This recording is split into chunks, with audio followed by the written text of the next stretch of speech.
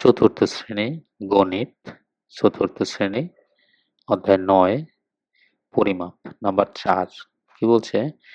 দীপু টেবিলের দৈর্ঘ্য প্রস্থ যথাক্রমে 52.7 এবং 43.6 সেন্টিমিটার। টেবিলের পরিসীমা কত? পরিসীমাটা আবার সেন্টিমিটার ও মিটারে প্রকাশ করতে বলছে।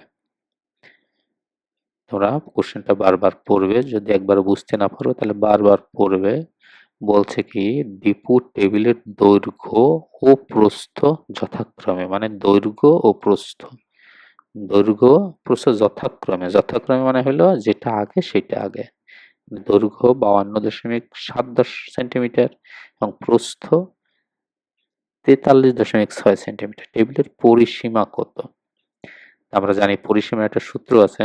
পরিসীমার সূত্র হলো কোনো আকৃতির বাহুগুলোর মোট দৈর্ঘ্য হলো ওই আকৃতির পরিসীমা।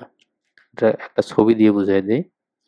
একটা টেবিলটার দৈর্ঘ্য মানে লম্বা আর প্রস্থ মানে চওড়া। তো দৈর্ঘ্য বলছে কত? 52.7।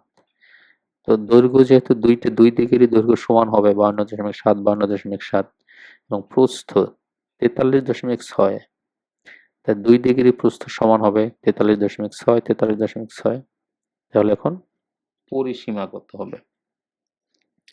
পরিসীমা তাহলে এখন হবে, যেহেতু বাহুগুলোর মোট দৈর্ঘ্য, মোট সব কয়টা বাহু, এখানে 4টা বাহু, 4টা বাহুর মোট দৈর্ঘ্য, তাহলে 4টা বাহুর যোগ করতে হবে, তাহলে 192 সেন্টিমিটার গেল।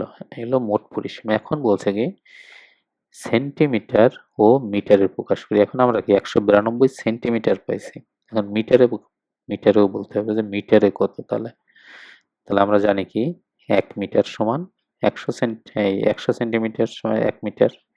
তাহলে এখানে আছে 192, তাহলে আমরা 192 কে 100 দিয়ে ভাগ দিই, তাহলে আসবে 1.92 মিটার।